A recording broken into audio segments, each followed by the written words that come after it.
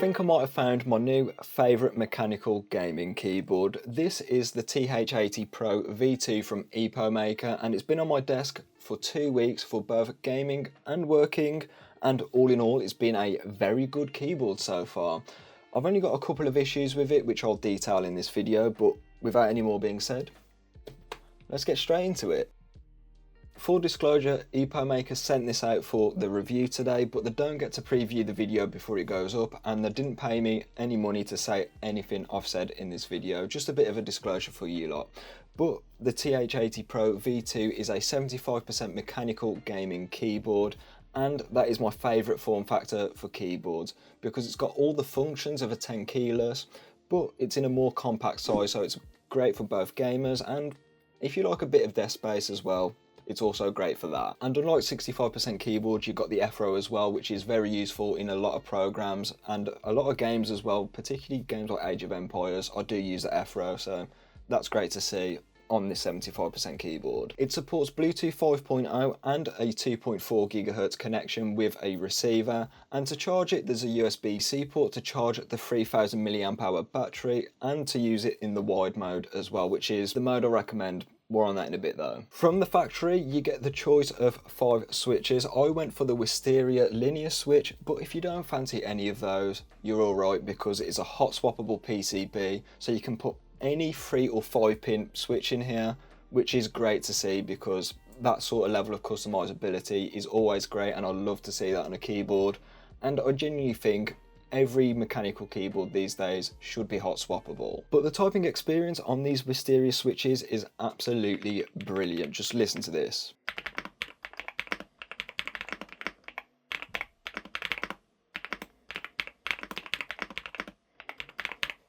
They sound pretty good and I've had 0 issues typing, and in fact with this keyboard I got my highest words per minute at 40. I know that isn't the best typing test score ever, but for me that's quite high as I usually score around 36. So I've been more productive on this keyboard because I've been able to type a bit faster, which is always great. So if you're typing up emails and Word documents all day, this keyboard will be totally fine for that. For the most part the gaming experience has been pretty good. I've had no major issues on wired, but more on that in a bit. Whether I'm playing a single player game like Fallout 4 or a multiplayer game like Battlefield 2042, I haven't had any issues with this keyboard on wired. Where the problems do start to seep in though is with the 2.4 GHz receiver. On my second gaming PC, which is below the desk right here, I did run into some, I think it was an interference problem, but I did try different USB ports on the front and the back of that PC and also in my KVM switch thing here, and with every single one of these ports I ran into a weird issue where it would cut out for about 3 seconds and then it would reconnect straight away. So this led me to get killed a few times in games, which was never fun. But an update for that, as I was typing up the script for this video yesterday, it didn't cut out a single time on this PC here, so I'm not too sure what's causing these cutting out issues. Maybe it's an interference problem, as all of my peripherals are wireless, as you can see, even my headset as well, which is over there. So that might not necessarily be a problem with this keyboard, but it is something to look out for, and this is my experience with it. If you're planning to use this keyboard for gaming, I highly recommend the wired cable mode, purely because I had no issues with that with the cutting out, so yeah. Gamers love RGB, so it's a good job this keyboard has customizable RGB built in with south-facing LEDs, which is more compatible with keycaps. So if you want your keyboard to look pretty in the exact way you want it to, you can do that. I chose to select a static colour because I don't like flashy RGB all over the place, and it matches my setup quite well, as you can probably see from the B-roll. So yeah, it's a decent looking keyboard with the RGB. It's not all in your face, which is good to see. The TH80 Pro V2 has got the build quality I expect from a $100 keyboard. It's got a gasket mount which reduces that horrible high-pitched pingy noise while typing, making for a much better typing and gaming experience.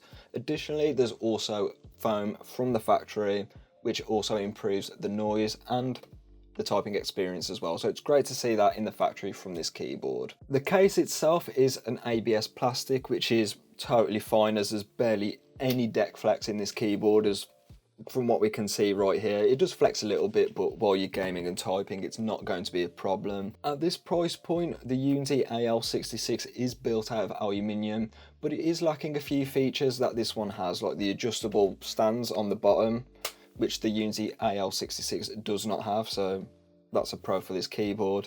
And to be honest, the plastic construction is solid enough to the point where it's not really going to mean that much, if I'm honest. Unlike the ABS case, the keycaps are double shot PBT, and this is the more wear resistant, higher quality material, which is great to see on the keycap. I do have a few quality assurance concerns. There was a scratch on top of the plastic. You can't see it in the A roll here, so I'll put it on screen with the B roll, but there was a scratch out of the box, which was not very good. That's kind of disappointing, especially if you're going to be spending $100 on a keyboard. You don't want any of that.